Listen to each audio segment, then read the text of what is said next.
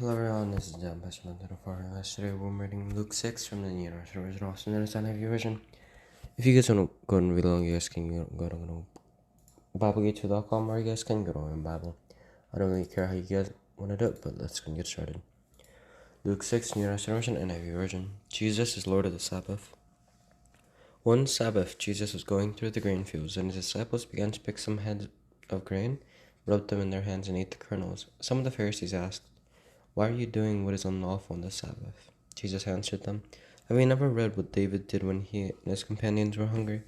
He entered the house of God, and taking the consecrated bread, he ate what is lawful only for priests to eat, and he also gave some to his companions." Then Jesus said to them, "The Son of Man is Lord of the Sabbath." On another Sabbath, he went into the synagogue and was teaching, and a man was there whose right hand was shriveled. The Pharisees and the teachers of the law were looking for a reason to accuse Jesus, so they watched him closely to see if he would heal on the Sabbath. But Jesus knew what they were thinking, and said to the man with the shriveled hand, "Get up and stand in front of everyone." So he got up and stood there. Then Jesus said to them, "I ask you, which is lawful on the Sabbath, to do good or to do evil, to save life or to destroy it?" He looked around at them all, and then said to the man, "Stretch out your hand." He did so, and his hand was completely restored. But the Pharisees and the teachers of the law were furious, and began to discuss with one another what they might do to Jesus. The 12 Apostles. One of those days, Jesus went out to a mountainside to pray, and spent the night praying to God. When morning came, he called his disciples to him, and chose 12 of them, whom he also designated apostles: Simon, whom he named Peter, his brother Andrew, James, John, Philip, Bartholomew, Matthew, Thomas, James, son of Alphaeus, Simon, who was called the Zealot, Judas, son of James, and Judas Iscariot, who became a traitor. Blessings and woes. He went down with them and stood on a level place. A large crowd of his disciples was there, and a great number of people from all over Judea, from Jerusalem and from the coastal region around Tyre and Sidon, who had come to hear him and to be healed of their diseases.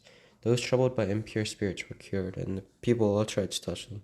His power was coming from him and healing them all. Looking at his disciples, he said, "Blessed are you who are poor, for yours is the kingdom of God. Blessed are you who hungry now, for you will be satisfied. Blessed are you who weep now, for you will laugh. Blessed are you when people hate you, when they exclude you and insult you and reject your name as evil because of the Son of Man. Rejoice in that day and leap for joy, because great is your reward in heaven, for that is how their ancestors treated the prophets. But woe to you who are rich, for you have already received your comfort. Woe to you who are well fed now, for you will go hungry. Woe to you who laugh now, for you will mourn and weep. For woe to you when everyone speaks well of you, for that is how their ancestors treated the false prophets. Love for enemies. But to you who are listening, I say, love your enemies, do good to those who hate you. Bless those who curse you, pray for those who mistreat you. If someone slaps you on one cheek, turn to them the other also. If someone takes your coat, do not withhold your shirt from them.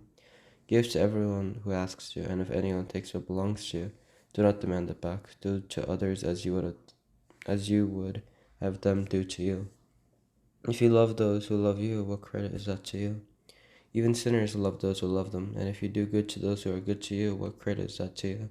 Even sinners do that, and if you lend to those from whom you expect repayment, what credit is that to you? Even sinners lend to sinners, expecting to be repaid in full.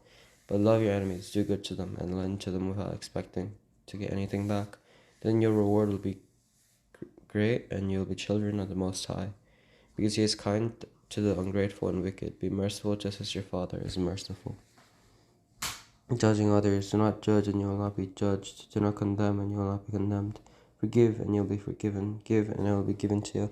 A good measure pressed down, shaken together and running over will be poured into your lap. For with the measure you use will be measured to you. He also told them this parable: Can the blind lead the blind? Will they not both fall into a pit? This student is not above the teacher, but everyone who is fully trained will be like their teacher. Why do you look at the speck of sawdust in your brother's eyes and pay no attention to the plank in your own eye? How can you say to your brother, "Brother, let me take the speck out of your eye," when you yourself fail to see the plank in your own eye? You hypocrite, first take the plank out of your eye, and then you will see clearly to remove the speck from your brother's eye. A tree and its fruit. No good tree bears bad fruit, nor does a bad tree bear good fruit. Each tree is recognized by its own fruit. People do not pick figs from thorn bushes or grapes from briars. A good man brings good things out of the good stored up in his heart, and an evil man brings evil things out of the evil stored up in his heart. For the mouth speaks what the heart is full of. The wise and foolish builders, why do you call me Lord, Lord, and do not do what I say? As for everyone who comes to me and hears my words and puts them into practice, I'll show you what they're like. They're like a man building a house who dug down deep and laid the foundation on rock. When a flood came, the torrent struck that house, but could not shake it because it was well built. But the one who hears my words and does not put them into practice is like a man who built a house on the ground without a foundation. The moment the torrent struck that house, it collapsed and its destruction was complete. You guys have a look at, you guys enjoyed? Yeah. I'm going to see you guys next time. Bye.